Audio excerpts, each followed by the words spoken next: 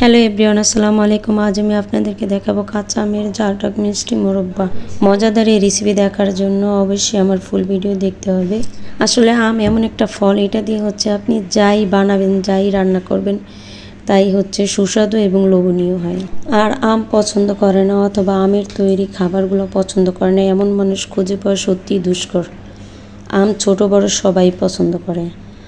আমের মোরব্বা বানানোর জন্য আমি এখানে 1 কেজি কাঁচা আম সুন্দরভাবে ছিলে ধুয়ে পরিষ্কার করে নিলাম। আর আমি কাঁটার চামচের সাহায্যে এগুলো ভালোভাবে কেচে নিয়েছি। এখানে আমি 1 কেজি আমে আমি 1 কাপ চিনি দিছি আর 1 চামচ লবণ দিছি, দিয়ে ভালোভাবে মিক্স করে রুম টেম্পারেচারে আমি 5 ঘন্টা ঢেকে রেখে দিই। আমের সিজন আসলে কাঁচা আমের যত রেসিপি আছে প্রত্যেকটা রেসিপি আমার ঘরে বানানো হয়। আমের মোরব্বাটা খেতে কিন্তু আসলেই অসাধারণ লাগে, খুবই সুস্বাদু। দেখেন 5 ঘন্টা পরে আমি দেখাচ্ছি কতগুলো পানি বের হয়েছে, কারণ লবণ আর চিনি একসাথে করে আমটা রেখে দিলে এবার পানি বের হয়। আর এখানে আমি এক্সট্রা কোনো পানি ইউজ করব না। আম থেকে যে পানিটা বের হয়েছে আমি হচ্ছে ওই পানিটা দিয়ে আজকে মোরব্বাটা বানাবো। আর আমি চিনির পরিমাণটাও কম দিছি, কারণ হচ্ছে বেশি চিনি দিলে মোরব্বাটা শক্ত হয়ে যায়, তখন খেতে আর মজা লাগে না।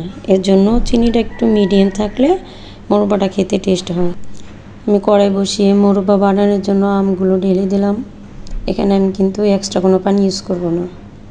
এবার আমি হাই হিটে রেখে একটু ঢাকনা দিয়ে ঢেকে দিলাম যাতে তাড়াতাড়ি বলক আসে। এই দেখেন বলক আসছে। এখন হচ্ছে আমি নেড়ে চেড়ে তারপরে মোরব্বাটা বানিয়ে ফেলবো।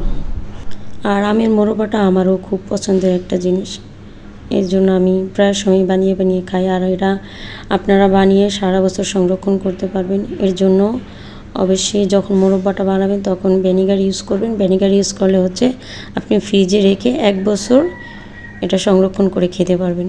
আমি এখানে কম বানিয়েছি, এর জন্য হচ্ছে আমি ভিনেগার ইউজ করিনি। আপনারা যখন সারা বছর খাওয়ার জন্য সংরক্ষণ করার জন্য বানাবেন তখন হচ্ছে এখানে ভিনেগার ইউজ করবেন। আমি 1 চামচ শুকনো মরিচ তেলে গুঁড়া করে দিয়ে দিছি হালকা একটু ঝাল হওয়ার জন্য। এবার আমি মিডিয়াম আঁচে রেখে অনবরত নেড়ে চেড়ে মোরব্বাটা রান্না করে ফেলবো। আমি কিছুটা গরম মশলা অ্যাড করলাম, 1টা দারচিনি, 2টা এলাচ আর 1টা তেজপাতা এখানে আমি ইউজ করছি। আপনারা কম বেশি করে ইউজ করতে পারেন, সমস্যা নেই। আর নামানোর কিছুক্ষণ আগে আমি হচ্ছে 5 ফোড়ন দিয়ে 2-3 মিনিট চুলায় রেখে নামিয়ে ফেলবো। দেখেন আমার কি সুন্দর একটা কালার আসছে আর প্রায় হয়ে আসছে আমার মোরব্বাটা। মজাদার এই রেসিপিটা আপনারা অবশ্যই বাসায় ট্রাই করবেন। ওকে, দেখেন কি সুন্দর একটা কালার আসছে, খেতেও কিন্তু খুব সুস্বাদু।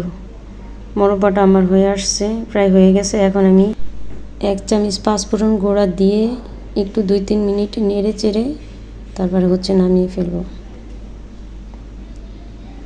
আমার কাঁচা আমের ঝাল টক মিষ্টি মোরব্বা কমপ্লিট। এবার হচ্ছে আমি নামিয়ে ফেলবো। কালারটা খুবই দারুণ একটা কালার আসছে। ভিডিও ভালো লাগলে লাইক কমেন্ট শেয়ার করবেন আর চ্যানেলটি সাবস্ক্রাইব করুন।